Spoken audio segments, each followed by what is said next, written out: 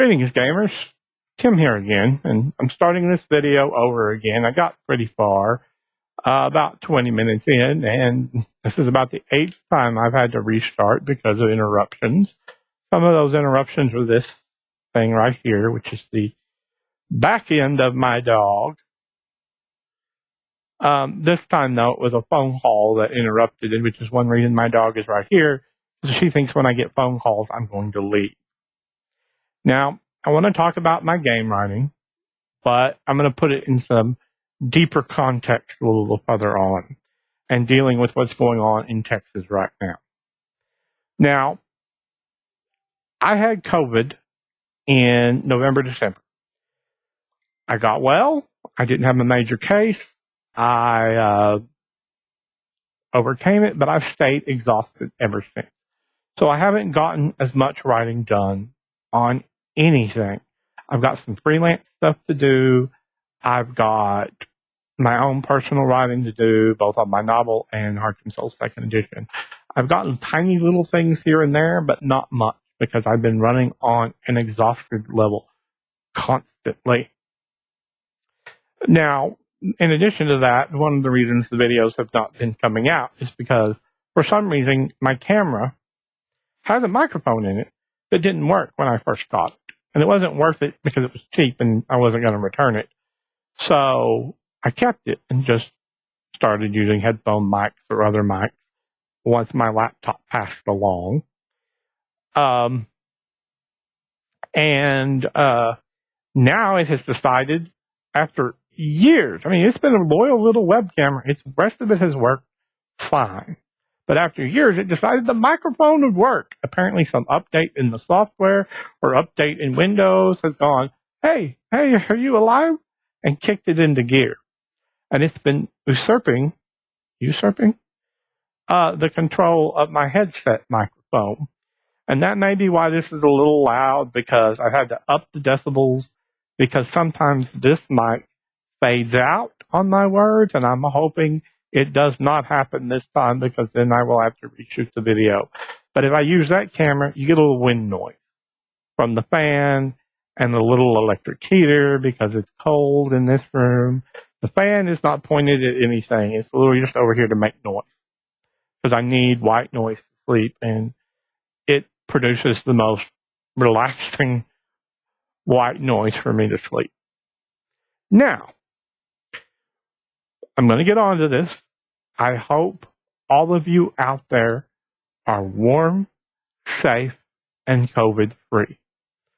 I say this because I lost a gaming friend from online recently.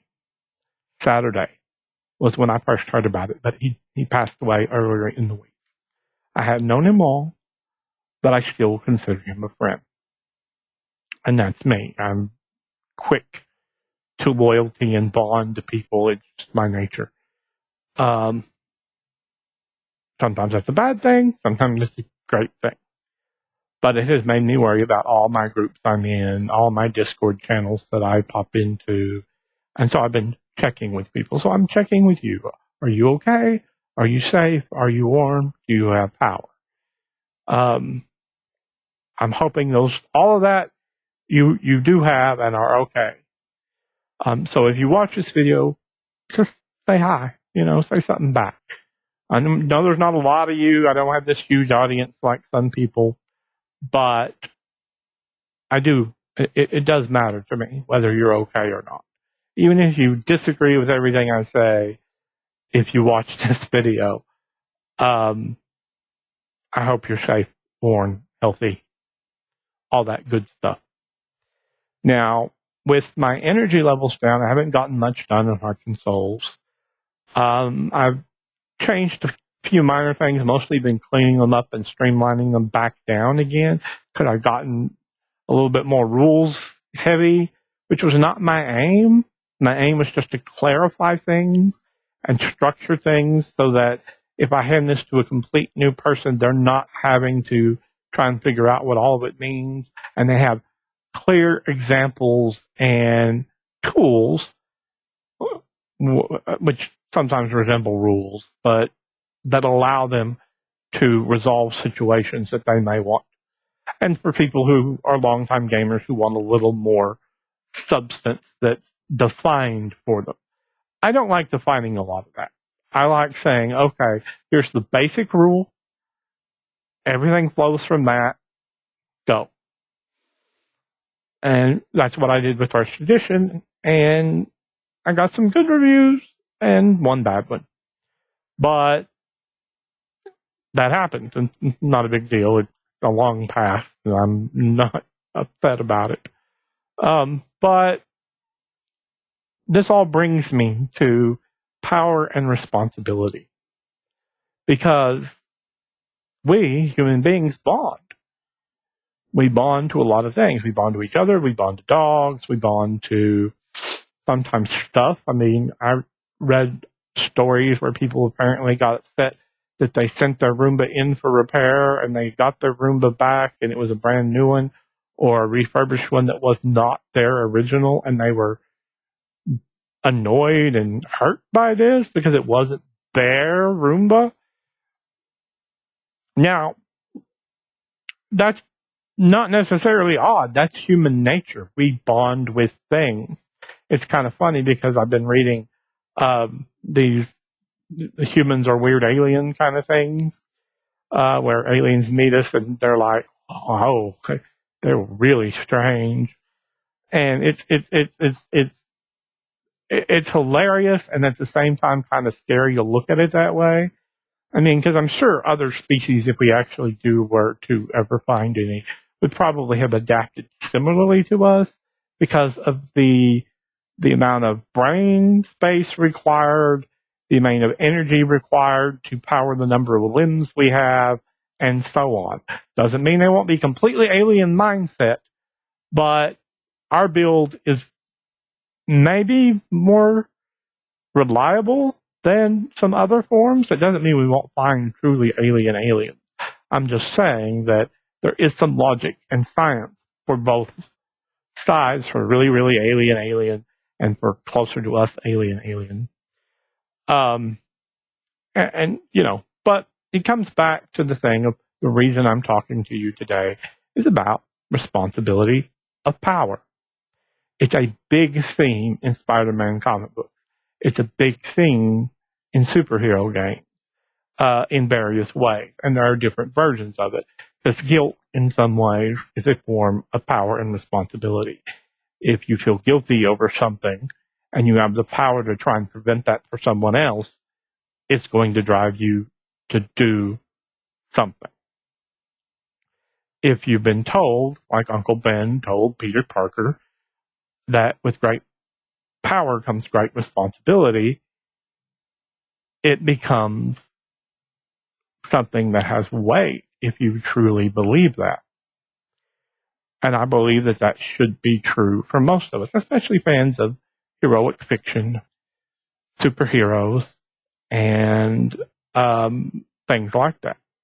And the reason I bring this up is not just the fact that we make friends online and make friends in real life and get worried about them, but these are my trade paperbacks and graphic novels along here. Not sure quite how to, because they're farther back than they look. So it's like, how much do I need to move my finger? But up here are my Invincible hardbacks because they couldn't fit on the shelves, and putting them to the bottom took up so much space I couldn't fit anything else in here. So I put them at the top where it's the strongest other than the bottom. And that gives, what keeps that shelf intact because it's still limited to strength. On top of that, it's my Astro City action figures, which need to be opened and put in display cases because their packages are degrading. I have actual toys that are older than that. Their packages are still intact and in pretty good shape. So I don't know what they did with this plastic, with the cover that made them degrade, because they haven't been in the sunlight any more than any other place. They've been in a shadowed alcove that I have in the corner of my room, which I don't know what was for. I guess it was to stick a TV or put a chair or just something. It's like the closet was added secondary and they left this nook, this alcove, and it's like My room has an actual alcove. Like, what was it for? I kept my TV there and a a a, a thing of a bureau for the longest time because it wasn't a big TV, and I could put that, and then I'll put all my PlayStation stuff, PlayStation One, mind you, into the drawer beneath it, and just only the wires connected. And so I had games and I had PlayStation, and it was all good. But when it comes to power and responsibility, I want to talk about the fact that I live in the state of Texas, and we are not prepared for the kind of temperatures we're seeing in this particular point in winter. Now, it's supposed to be warmer tomorrow, up to 43, which is a fairly decent temperature for here for cold. But Sunday, we had below 13 degrees Fahrenheit, and I'm sorry for those of you who use Celsius. I can convert it. It takes me a little mental math. I have used it. I lived in Vancouver for a while, Vancouver, BC. So for a while there, I was using it regularly, but my memory is not that good. Depression caused great big gaps of things. And, add to that exhaustion and everything else and whatever. And I'm not getting much writing done. So Hearts and Souls is creeping along. My novel is creeping along as I clean it up. We're at 2 years now. As of November, we were at 2 years. And if I hadn't gotten sick, I would have gotten a whole lot more work done on it. And then I've had computer troubles and other things. But the reason I ask you about your health and about your situation, are you healthy? Are you warm? Are you safe? Is because I lost a friend, a gaming friend that I played with online, not been a long-time friend, but he passed away last week from COVID-related complications. And that hurts because I bond with people fairly quickly, and they matter. And whether that's to an interactive audience like here, if I had more people that follow me, or if that's people I play games with online or people I talk to regularly online, I try and respect them and show them concern and care and support them. And anybody who has seen me on Facebook probably knows that truth. I have had friends tell me that I was, the most Christian-like Christian they knew. I don't know that's true, but because I'm just a person trying to live his life and be a good man. That's what it boils down to. But that loss sent me into a mini anxiety panic attack. I didn't sleep Saturday night, Sunday morning. Had a mini anxiety panic attack early that morning, trying to get a Rottweiler who was out running around my yard with no collar, big male Rottweiler. I mean, he had to be 200 pounds, 180, 200 pounds, because he was a big, healthy Rottweiler, which makes him outweigh my Great Dane significantly because while she's a Great Dane, she's a very svelte, a very, I'm built like a cheetah kind of Great Dane. She's all streamlined and long legs. And so she's like a little rocket ship on legs, and she'll run circles around my backyard like a loon. But that brings me to all about the responsibility of power, because I lost a friend and it hurt. I lost a friend when there are ways to have mitigated the circumstances by which he got sick, wearing masks,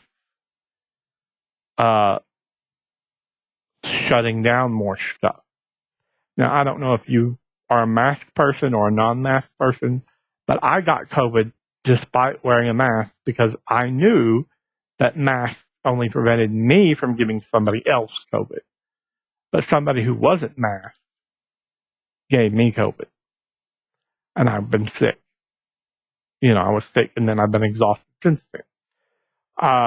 More recently, I had got another virus, which was not the flu and it was not COVID. So it's this indeterminate disease virus that they couldn't identify, which is not absolutely an epidemic or a pandemic waiting to happen because they didn't tell me what I had. They don't necessarily have the testing means to do that yet. And I don't know why. We've been studying viruses for a long time, and I don't know why we don't have better technology for investigating what kind of viruses people have. And maybe it's just a money issue. I don't know. But as a fan of comic book superheroes, which these are my trading graphic novels, as I said, and Invincible and Astro City, I believe that we are all capable of taking responsibility and doing better for the people in this world who we should feel a bond with because they are mostly, in some ways, just like us. Nobody's exactly like me. That's true. But that doesn't mean people don't have feelings or emotions or any of that stuff.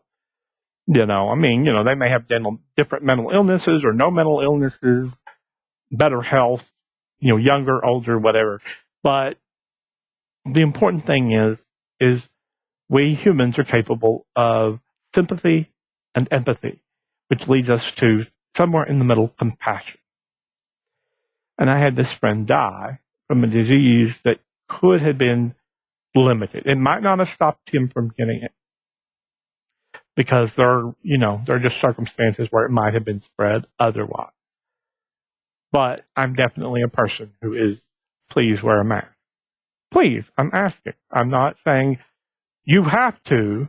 Police have more important things to do than come tell you to wear a mask, like catching rapists and murderers and other criminals out there that are truly, violent offenders of the law, rather than just people who are spreading a potential biohazard, which is, a very serious thing when you consider that in other biohazardous situations, they could federally arrest you for violating the law. And we just don't have that here for this hazard, which is a biohazard.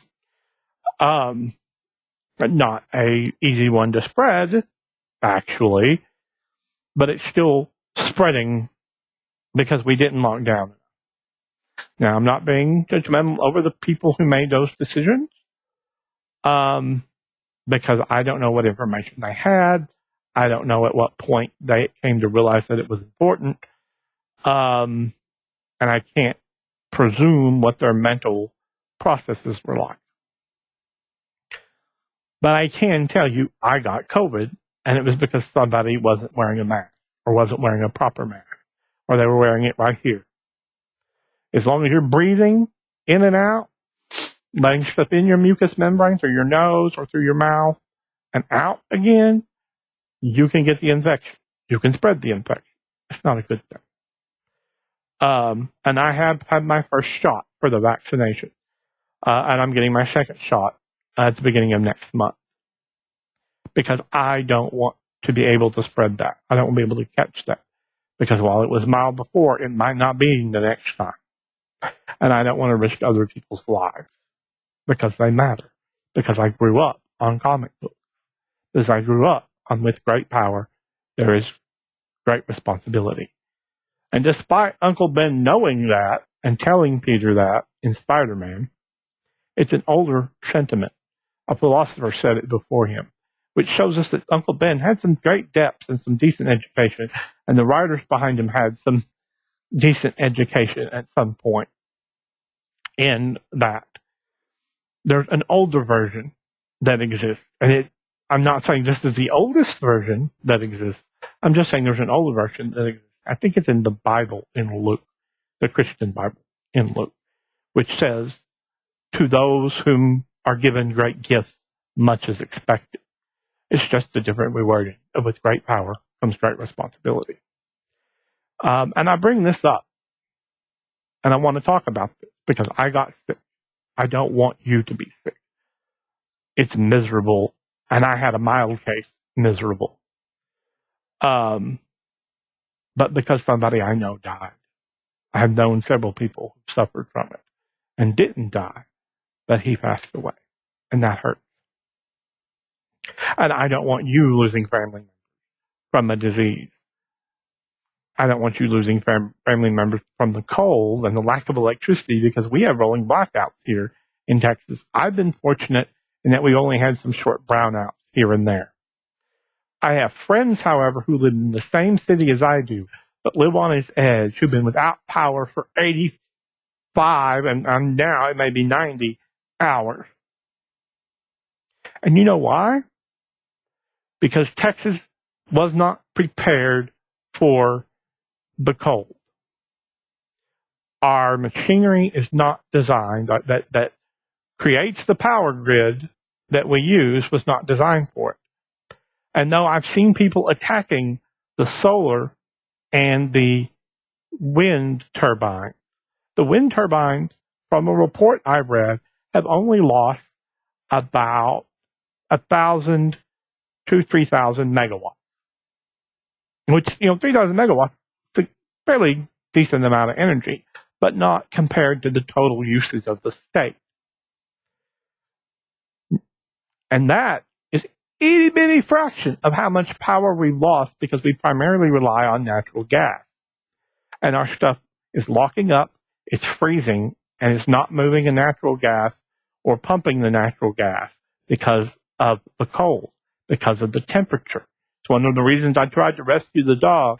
Because a short-furred dog like a Rottweiler, even if he's a big, healthy boy, can still die in the kind of cold we had Sunday of this week.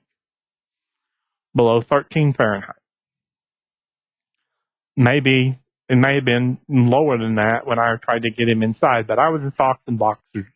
And when I called him, he ran away and went around the corner of my house. And so I went out the side door because I've got two sides that face the street and tried to find him, but he was already down the street and gone.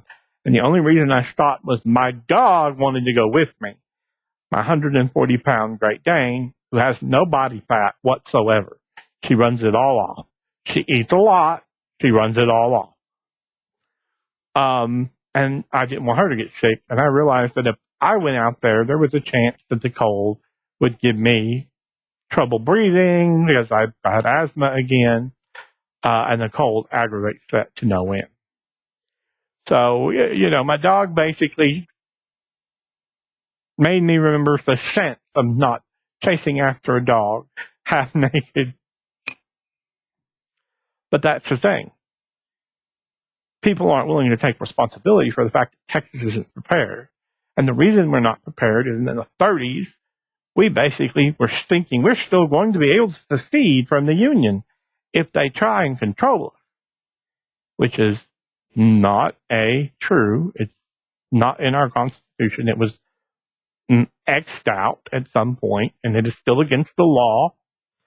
And they will send tanks and troops that probably won't want to shoot at us, but will definitely barricade and block the things that need the infrastructure to survive, should we try to. But that's why our power grid isn't linked more widely to other power grids, and why we can't help other places when they need it, and they can't help us. And why my friends have been out with power and heat, because it's necessary to have, fans, which are electrical, to push the air that's been heated by gas through the vents. They're staying with somebody else at the moment, thankfully, but they've been without it for over 80 hours. And that could be a life-threatening situation if they didn't have somebody to visit who had power. I was about ready to ask them to come here, but unfortunately, I just don't have any beds to put them in. Because I would put them in beds, cover them with blankets, and do my best. I'd say, lend my dog to you, let them lay down next to her. She generates heat. And I got a little electrical fan on next to me because this room gets very cold. Less cold than it used to because I actually added insulation at some point while I was not in this house. But I lived here before and had insulation too. Now, so with great power comes great responsibility. And part of that is taking the responsibility for the electrical grid not being set up right, because we need to improve it. We don't need to make excuses. This shouldn't be a partisan issue between parties. It's a necessity for people in this part of the world to have heat when it gets that cold, because believe me, we don't have backup things. We don't have backup generators. We don't have backup fuel, the vast majority of us anyway. We don't have backup heat sources, except for the particularly richer people who have fireplaces. And, people are dying of carbon monoxide poisoning trying to use their cars to heat their house. And kerosene heaters also produce poisonous gases, which I've heard some people doing here. Not the brightest move, but kerosene heaters can be used in a safe manner if you take the right precautions. Doesn't mean it's entirely safe. But somebody needs to take responsibility and fix the Texas electrical grid, so in case this happens, in case it gets too hot, in case it gets too cold, in case we have other problems. But the deregulation of that industry in Texas is part of the problem. And no one's willing to take on the responsibility for it, despite having the power to do something about it. And I've seen a lot of people complain about one of our representatives going to Cancun. I'm not going to name his name, but you can look it up.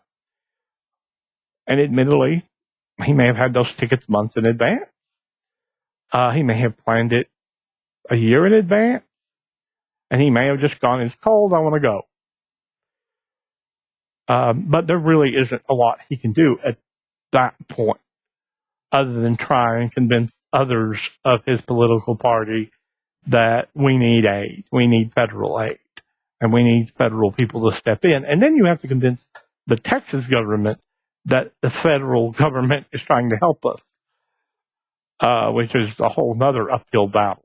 So he doesn't only have to uphill battle against his particular party, he has to uphill battle against Texas stubbornness and, to some degree, our refusal to accept the limitations of where we live, which means we need this done. We need somebody to take that responsibility because they have the power. And that's the thing. People aren't willing to take responsibility, even though they have power. The same is true of a vast array of people in our world who can make a difference. One of the reasons that I rescue dogs who come to my house and try and, find their owners, or I pick up occasionally on the side of the road who don't immediately run away, is to try and find their owners and get them back to them. Because most of those times, many of the times, it's not intentional. They didn't just let the dog go. They didn't stick it out in the front yard. People, at least most people who own dogs, are smarter than that. They either have a dog trained that it only goes where you go when you're in the front yard, or it doesn't go out in the front yard. Some people will occasionally chain them up, but if they get caught, they get in trouble in the state of Texas. Because the last time I checked, I believe it was illegal to chain a dog and not, And that upsets me because I have neighbors across my backyard. They're side neighbors, not backyard neighbors. So it's weird. They literally are the next house over, while I have backyard neighbors who live across me in the alleyway. And they're responsible with their dog. People next door, one of their dogs died from exposure because it was chained to a tree almost its entire life. You can believe me, because of my belief in protecting dogs is strong, that on more than one occasion, I tried to get and save up money to buy bolt cutters sufficient enough to cut that chain. I don't want to dog net somebody's dog. I'm tempted. But even I have limits that stop me from acting sometimes. Lack of conviction, lack of courage, fear of legal repercussions. I don't know. I don't know why I never did it. I should have. course, it was an aggressive pit bull, one of the few I know that was aggressive. But if I were chained up and stuck to a tree my entire life, I'd probably be aggressive too. But the vast majority of pit bulls that I've found have been the sweetest, most loving dogs ever. I had mutual acquaintances who had one that just loved me. She'd sit on my feet and I would just pet her. And she was a wonderful dog. When I lived in another city here in Texas to the north, one of the few places that isn't on the Texas grid but is on the Western grid or the somebody else's grid, there was a deaf pit bull that came to the dog park with, and when I brought my dog, I would sit down in the grass. Yes, where they peed and sometimes pooped, but they also peed and pooped on the rocks and the benches and just about anything else out there. So it's not like I was being dirtier than anybody else sitting out there. And the nice thing is, hands and pants wash. But I would sit down in a clean spot of grass, as clean as I could find, and wait. And that was kept pretty clean for a dog park. I really appreciate the people who live there and the people who work there for keeping it that way. I kind of miss it sometimes because I made a lot of nice people and met a lot of nice people that I would consider a little more than acquaintances. Didn't quite get to the friend stage. But that deaf pit bull would always come to me. I was her favorite person out there because I didn't have to talk to her. She would just come to me and sit to be petted. And that gets to why, I would chase a white Rottweiler half naked in the snow and in the below freezing temperatures because dogs are human responsibility. We created them. Believe it or not, because we bred them into dogs from their ancestors, they're our responsibility. Cats, if you keep a cat as a pet, yes, it is your responsibility. Cats on their own, I don't know where to stand on that. Because they sort of domesticated themselves because they came from a social species of cat that just sort of wandered into Egyptian and African homes and just sort of like, oh, these people give me fish or I can eat the mice here. And so they stayed because it was warm and safe. And then people just sort of accepted it and went on with it. So it's one of those things is that we have a responsibility for the things we have domesticated. And while I am not a vegan or vegetarian, so let's scrape that off the table. I tried it. It wasn't healthy for me. I need too much iron. In order to have a sufficient amount of iron, I have to eat red meat. I tried spinach, and spinach is one of the highest level iron vegetables that I recall looking up. And I still eat a lot of spinach, raw spinach. I sometimes put it on my meat and eat it that way. But we still have an ethical line that we have to draw with how we treat even our domesticated animals we use for food. And that's a responsibility. And we have that power. And we need to do it. And as a fan of superhero comics, you'd think more of us would be willing to put on masks. You'd think. I mean, come on, we can half cosplay a character we like. I've got a Captain America mask and a Spider-Man mask, and I just put in the best other kind of mask I can on the inside. So like a 95 level rated mask when I don't have my rewashable ones. The disposable ones are actually better, but they're not as cost effective for me, unfortunately. But I do try and buy them and just cut off the straps and stick them in the other mask. I've got the normal layers of the cloth with two different cloths, and then I've got the normal highest micron level that we are allowed to purchase. And they finally start letting those out to the public again instead of only to hospitals and such, which is a good thing. But people need to take responsibility to try and stop the spread of COVID. We need to take responsibility for the power grids not living up to what we need to in harsh weather conditions, because it's not going to get better. It's going to get worse over the years. It's a complicated thing, and I don't want to argue global warming with people, but just let me say I believe in global warming, and I know what it does. It can make some places colder because it's shifting air currents that normally would go elsewhere. Because when you make part of the ocean colder than it was and part of it warmer than it was, it changes the air pattern. Because a lot of our oxygen, a lot of our air comes out of the algae in the ocean. A lot of it comes from the Amazon rainforest, but it's still, most of it's algae. So, at least what I read, and I'm sure there are scientists who correct me and tell me I'm completely wrong there, but that's okay, as long as they're taking responsibility for the power they have and the knowledge they have.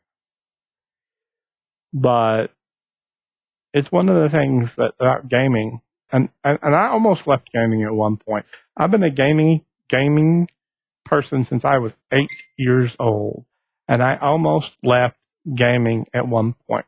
It was at the end of 2nd edition D&D. 3rd edition D&D was coming out, but I had experience through a certain other companies' games that just left me depressed, even more than my natural tendency to be depressed was. And I've been introduced to superhero games for a long time, but I started moving back into superhero games, and moving into those superhero games led me to staying in gaming, because I prefer what superheroes do to what your average fantasy character does in, big name role playing games. I prefer the ability to fight evil and take it to jail. To fight evil, punch it in the face, not murder it. That's just my preferences.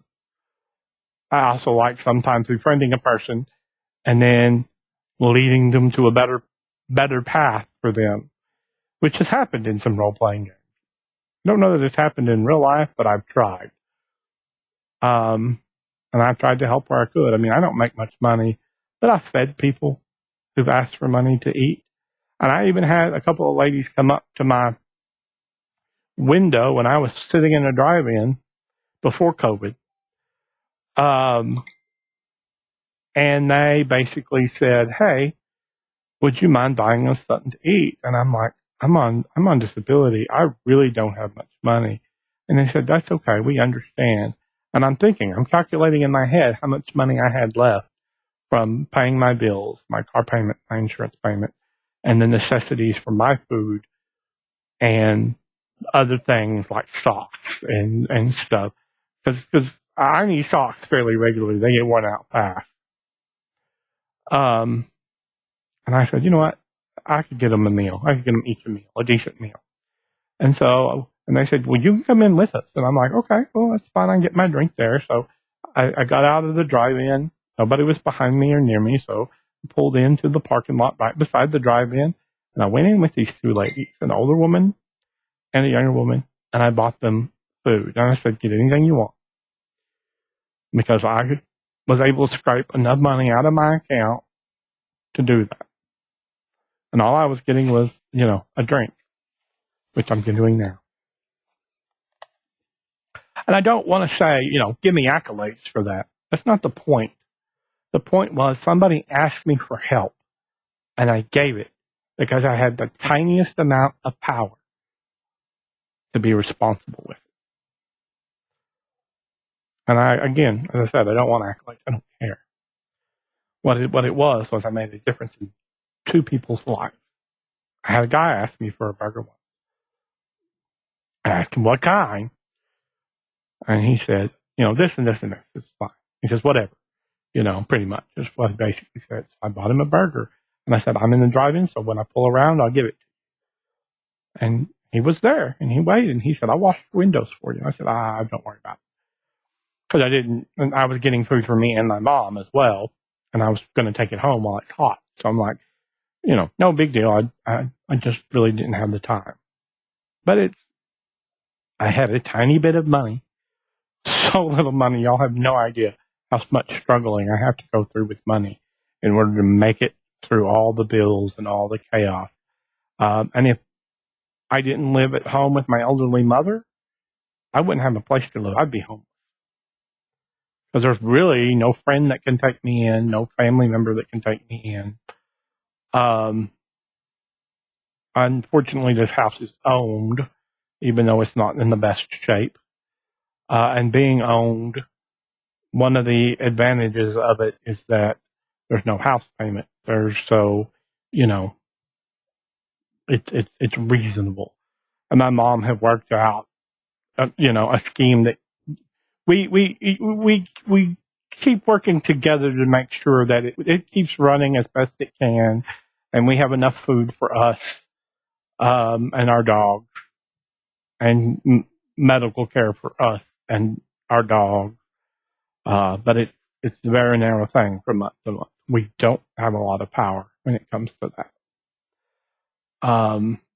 And it's a struggle. I mean, it's one of the reasons that I write is to make just a little bit extra money. So if once every 6 months I can buy a meal for myself or a meal for me and my mom, I feel that I've earned something.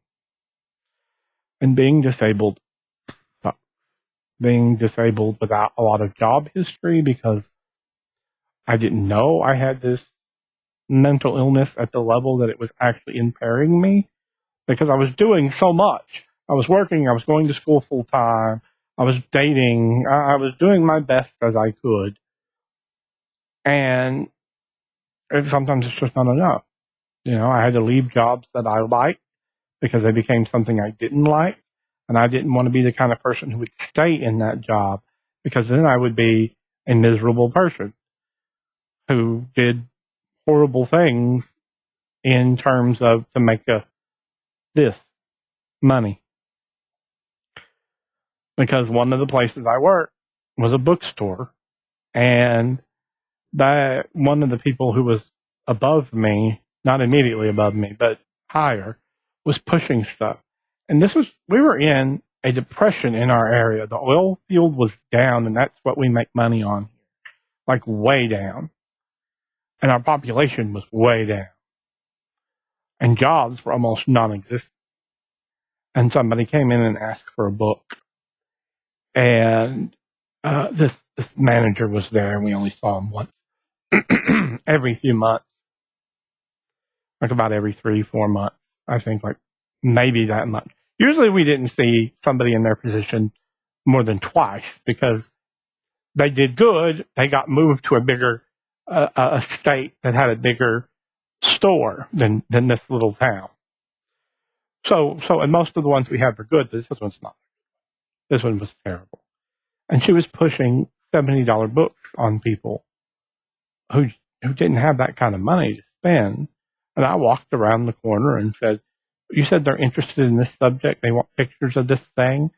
I said, well, here's a book. I mean, yeah, it's a little more expensive than, you're kind of thinking, but it's a third the price of the book she's trying to sell you. It's like $20. I said, it's not, I don't have a $10 version. I'm sorry. Because coffee table books with a bunches of big pictures tended to run at least $20 to $50 at that time. New ones were $50, and she was trying to sell these people a $60 one. And so I gave them this $25.99 or something book, and they thanked me, and they appreciated that. His power had the power to do something to help them out, which is not necessarily keep trying to shove a too expensive book on them when I have something that's pretty much the same thing. I mean, yeah, they're different photographs done by a different person, but that's all that they were wanting, were pictures of whatever subject it was, which I don't remember. And I did it because I could.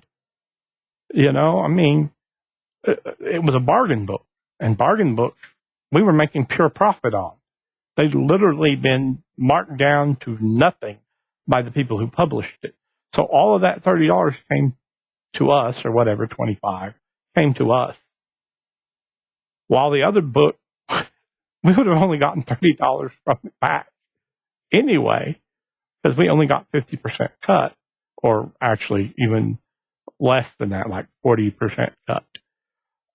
So I actually made a profit for the store, but she didn't see it that way because she didn't sell her $70 or $60 book. But that's the thing. I just want you to think on it. Think on it in gaming. Think on it in life. Is that we all have the power sometimes to shape other people's lives, and we have to do our best, because sometimes we need that help too. Sometimes I have needed that help. I fortunately have had a good doctors, 2 good doctors in a row. I had one between them that was kind of weird, but he wasn't bad. He was just weird. And then I've had counselors. I had a counselor that was kind of middle of the road, but she was trying at first, but then she didn't think I was stable enough, and then she sort of just kind of signed off. And then I got a counselor who was great, but she was the head of teaching new interns. And I said, I appreciate, she said, would you like one of my interns? And I'm like, to take up your case. And I'm like, I don't know how to answer that because I think you're a great doctor. And I said, but this one that you were interning didn't let me rest on my laurels. She didn't let me rest on the assumptions I had made. Example, in this case, I have chest pains whenever my depression gets bad. And I thought it was psychosomatic. I thought it was in my head. And she goes, well, why don't you see a doctor and get him to investigate, a physical doctor? And I said, okay. And I went and did. And he found out that I had inflammation of my sternum. Basically, what we would call arthritis anywhere else. And the reason why it affected me when I was depressed was because I tightened up, into a ball. I just, all of me clenched. And to some extent, sometimes one of the ways I staved off depression was driving my fingernails into the palm of my hand, as hard as I could. Because that little bit of pain distracted me from hurting mentally here. Maybe not here, but mentally here, where we mentally placed our heart, because that's where we told it was, when it really is here underneath that sternum, which is one reason they have to saw you open when they do older versions of heart surgery. I don't know about current heart surgery, so don't get me to telling you stories on that. But it's one of the things that I think is important in gaming in life, is remembering that we have the power in many places to take responsibility and do something to help somebody else. And that's one reason I like superhero comics, because they do. And when they're good, like the stuff I have here mostly is, not all of it. I mean, some of it's stuff I would consider 10 stars out of 10, and then some of it's like, 4. But I still enjoyed it. That doesn't mean it was the best. The best stuff are things like Kingdom Come. The best stuff is like some of the early Spider-Man. Not too early and not too late. Although I've enjoyed the recent run on Spider-Man a little bit. I'm not looking forward to a new costume. Guys, just no. Just the blue and red and black work. We found out there are really blue spiders out there, and I'm probably sure there's red spiders out there. I know there are wasps that pretend to look like ants, so it's possible there are red spiders somewhere. There are white ones that are virtual vegetarians. They occasionally eat an ant, but they mostly just eat this cactus protein. But it makes me think, it's like, as gamers, are we being responsible? And I think about this because I have had instances where I've had trauma that I've suffered. I don't want to call it PTSD because it's never been diagnosed as that, but I have trauma I've suffered, and that trauma has left me where certain things trigger me. I've spoken to 2 different authors about their book. One of them has told me that, yes, there is stuff in her book. She's got like a 15-book series, and then a smaller, like more recent, it's a more traditional fantasy series with a Celtic theme. And then she's got a more recent urban fantasy series that she was writing. It didn't make as much money, and she was dealing with other stuff because she's an older authoress now. But in the 90s, I sold a ton of her books. But she told me, yeah, there are some things that could be triggering for you. And I appreciate that because it does cause a reaction. And then I was asked this guy, is there anything triggering in his book? Because he was promoting it on a fantasy writers group. And he said, he privately messaged me and said, yeah, there's some things that might be problematic. I'll tell you what, I'll give you a copy and you can read it. And I'm like, well, I don't mind buying it. He's like, no, I'll give you a copy. And I've been reading that book. It's not a very traditional formatted fantasy book, but it flows very well. Depending on how it ends, I may give it a 5 out of 5 or a 10 out of 10. But don't expect huge amounts of literary description that you would normally see in a lot of books. I mean, Tolkien didn't do a lot of literary description, let's be honest. We got the basics, but you got your language in there, so you were happy. But, and then he made this incredible world for a language that he created, inspired by, Finnish, and he wanted an English mythology. So he used Finnish? I don't know. I'm amused. I think he did a really good job of world creation, but there are people who just can't read his books. They don't see the value of them. They don't feel as intensive because of their form of description. It's different. This one, I'm still holding judgment on. It's high. It's high in my rating system, whether it's 4 out of 5 or 8 out of 10, I don't know. But I'm enjoying it, and it's moving pretty quick. I hadn't gotten much chance to catch up. I got about halfway through, and then I didn't read much last night because I was exhausted by the time I went to bed, which is pretty much the state I'm in now. But I'm trying to write. I'm trying to produce product, written product. I'm trying to work on my own novel, which I know I will have to give you a list of trigger warnings. Here. But the difference is I, as a person, understand why trigger warnings are sometimes important. Now, I understand there are situations where you can't give people trigger warnings. If you're going to take a class on World War II, you kind of need to know in advance that you may see some of the stuff that happened at the death camps, and that's not a good thing. It can be traumatic. So if you have problems with that kind of trauma, probably not a good idea to take a specialized World War II history class in the university level, the college level. But again, it's kind of like you still have to take some personal responsibility for it. Just like reading this guy's book, I said, you know what? I'll give it a try. I'll read it. And so I took that responsibility onto myself. I didn't ask for spoilers, just, is there something triggering? And he said, maybe.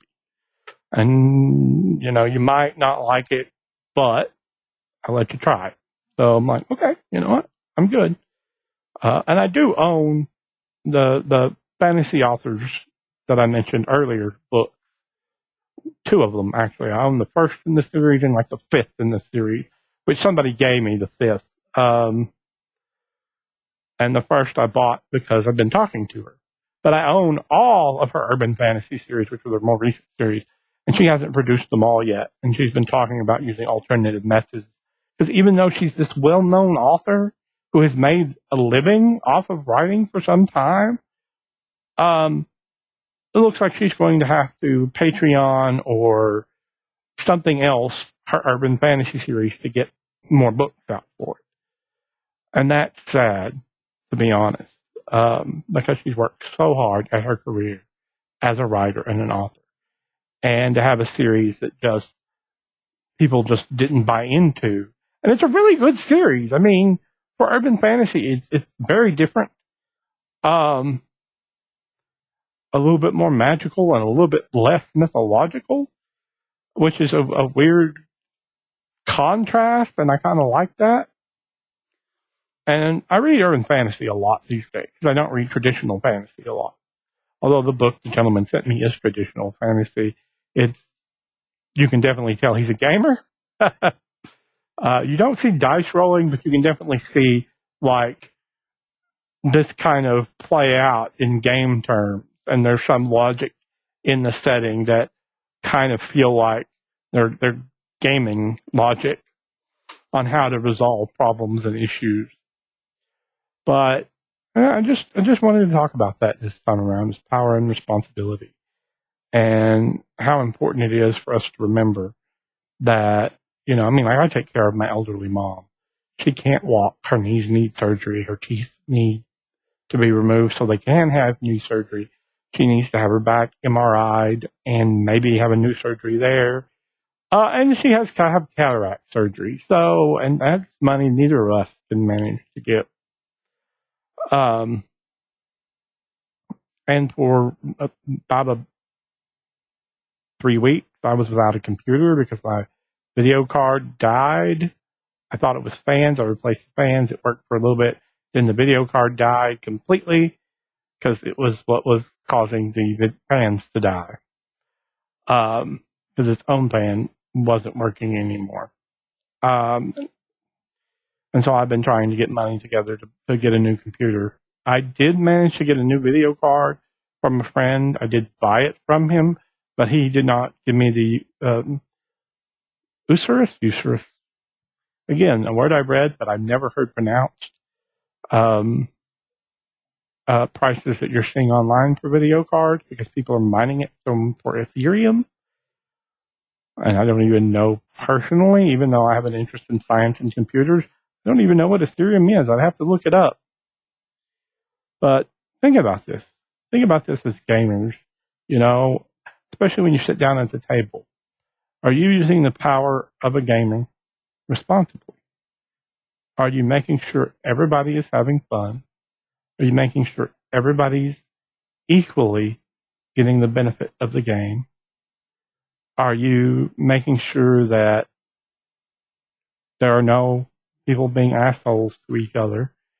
Pardon the term. And I've had that happen in a game group. Not one I was in at the time, but with a game group that I belonged to and then moved away. And then when I came back, I found out the whole sordid backstory. In that it ended up being one gamer who had been part of our group when I was there, telling the host that either this other person was removed or they would not come back. And there are good reasons that this person was removed from that game group. And they told somebody else he had brought with him, a friend, that he was fine. The friend was fine. But the guy they removed, no. So they used their power responsibly in that case to keep a much better gamer overall involved in things. And one of the best players I've ever seen at getting into character and playing character. Although they love like inserts from fan stuff they've enjoyed, which sometimes are, for me, are completely like, they're like, because I haven't watched all the shows she's watched or all the, so a name means nothing to me that gets brought up if it's for a new character. But, it's like, try and be the good guy. Try and be the hero. Try and be the responsible person in the room. in the house, in the world, whether that's wearing a mask properly, trying to help other people. I'm not asking you to give me money or give them money or, buy them food or buy me food or buy me a computer or anything crazy like that. I just want to say, try and be responsible with what power you have. And it's somewhat heartbreaking sometimes, that sometimes people have abused their power. And in my case, it has happened personally. And that's one reason I have trauma that has taken, 16 plus years of medications and counseling to even be able to talk about in detail. Maybe a little less, maybe like 15 years, because I started being able to talk about it year and a half ago. But it took a lot of time. So don't be that person who abuses your power. And that's, and the sad thing is I still see after effects of those abuses, things that have happened because that person's still out there abusing their power,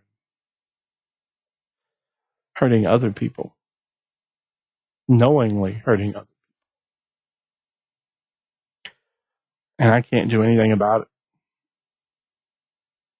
Not that I wish them to suffer what I've suffered. That would be more horrible than I would do to anybody, anything at all. And that's the thing. I know what that kind of pain is, so I don't want to do it to somebody else.